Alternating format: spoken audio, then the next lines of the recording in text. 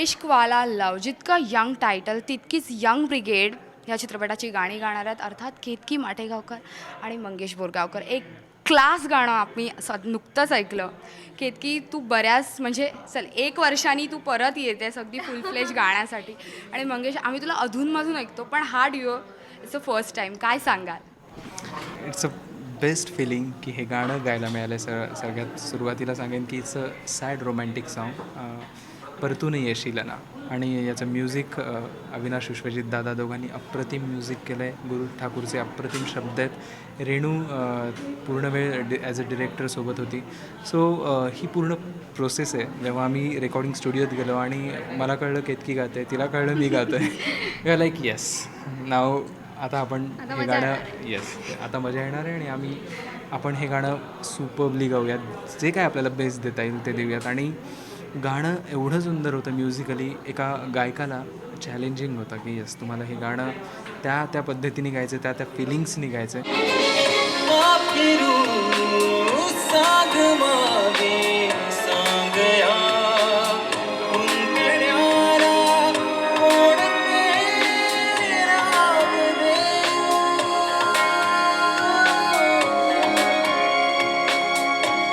बेचैन जीवाला करणारे, एकाकी कणकण झुरणारे, तू सांग हवेसे क्षण सारे तुला पुन्हा ते का. आणि शब्द आणि ह्याचं एक सगळी सांगड घालत इट्स लाईक ट्विस्टिंग खूप होतं ह्याच्यात. पण त्याचं फिलिंग जे होतं, एक्सप्रेशन जे होते ते एवढे छान सुदिंग होते की आम्हाला गायला खूप मजा आली.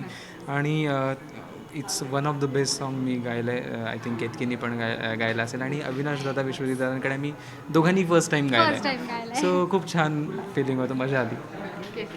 मला खूपच मजा आली, कारण एकतर कॉम्पोजिशन ही इतकी मोठी गोष्ट असते ज्याच्यावर खूप गोष्टी अवलंबून असतात. आपलं गाणं, फिलिंग, गाण्यातलं शब्द सगळं महत्त्वाचं असतं आणि ते सगळं इतकं जुळून आलं. अर्थातच गुरुदादाचे शब्द, आम्ही दोघं गातो आहे आणि अविनाशदादा विश्वजितदादाचं म्युझिक. आणि खरं सांगायचं तर कॉम्पोजिशनमध्येच इतका फील आहे की वेगळं आम्हाला काही खरं तर करायची गरज नाही पडली. पण त्याच्यामध्ये सुद्धा त्या दोघांनी इतकं छान आमच्याकडनं गाऊन घेतलं. आणि हे खरंच खूप महत्त्वाचं असतं की म्युझिक डिरेक्टर सिंगरकडून काढून जे घेतो ते त्या गोष्टीमुळे सुद्धा गाण्यावर खूप चांगला फरक पडतो. तर त्यांच्याबरोबर माझी काम करण्याची पहिलीच संधी होती. माझं पहिलं गाणं त्यांचं हां दोघांचंही. तर खूपच मजा आली. आणि हे सॅड सॉन्ग असूनसुद्धा स्लो नाही आहे, हे वेगळं गाणं आहे. त्यामुळे लोकांनासुद्धा सॅड सॉन्ग ऐकतानासुद्धा एक वेगळा फील येईल की आपण म्हणजे सॅड दुःखी असं गाणं ऐकत नाही आहोत. ह्याच्यात एक रोमॅन्स पण आहे. ह्याच्यामध्ये जुन्या आठवणी तिला ओवी जे कॅरेक्टर आहे तिला आठवत आहेत आणि त्यांनी ती आनंदी पण होते, पण लगेच तिला या गोष्टीची जाणीव होते की आत्ता हा आपल्याबरोबर जवळ नाही आहे. तर ती त्याला सांगते की परतून येशील ना. सो खूप वेगवेगळे मूड्स आहेत या गाण्यामध्ये. तर हे चॅलेंजिंग होतं आमच्या दोघांसाठी, पण रेकॉर्डिंग प्रोसेस अप्रतिम होती. खूप मजा आली. मंगेशबरोबर गाताना पण खूप मजा आली. आणि मला खात्री आहे लोकांना हे गाणं नक्कीच आवडेल. इश्क वाला लव सॉरी ह्या इश्क हां, ते थोडं उर्दू टच वगैरे यायला लागलं त्याला. हां, पण इश्कवाला लव हे जे गाणं आहे, जे टायटल आहे ते इटसेल्फ इज व्हेरी यंग. आणि ह्या गाण्याचं पूर्ण पोर्ट्रेल जे काही झालेलं आहे तेही खूप यंग आहे. आदिनाथ आणि सुलग्ना दोघंही यंग फेसेस आहेत. आणि जसं तू आता म्हटलं, गाण्यात खूप सारे मूड आहेत. तर आपल्या जनरेशनचं हेच असतं की आपल्या एका 3 मिनटामध्ये आपण बरेच सारे मूड कॅरी करतो. तर हे गाणं गाताना आपल्या स्वतःच्या कॅरेक्टरची किती मदत झाली की आपण असे आहोत आणि हे गाण्यात आलं पाहिजे, हे कधी वाटलं?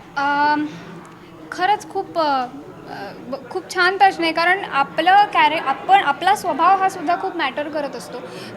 गाताना मला आत्ताची हे मी इमॅजिन केलं, कारण कॅरेक्टर ओवीचं जे आहे ती खूप बबली आहे, ती खूप अशी हॅपी असते आणि खूप जॉली आहे. तर ते सुद्धा ते सॅड सॉन्ग असून सुद्धा तो स्वभाव येणं गरजेचं होतं त्या गाण्यामध्ये. आणि थोडंसं मला स्वतःच काय म्हणतात त्याला, थोडंसं बघायला लागलं स्वतःमध्ये आणि त्याची मदत नक्कीच झाली. So I think we both are emotional person. आम्ही खूप इमोशनली एक काय म्हणतात त्याला सुदिंग सॉफ्ट आहोत आणि ते ह्या गाण्याला गरजेचं होतं आणि इट्स अ लक की ते जुळून आलं तसं गाणं मिळालं आणि त्या फिलिंग्स एक्सप्रेस करायला मिळाला.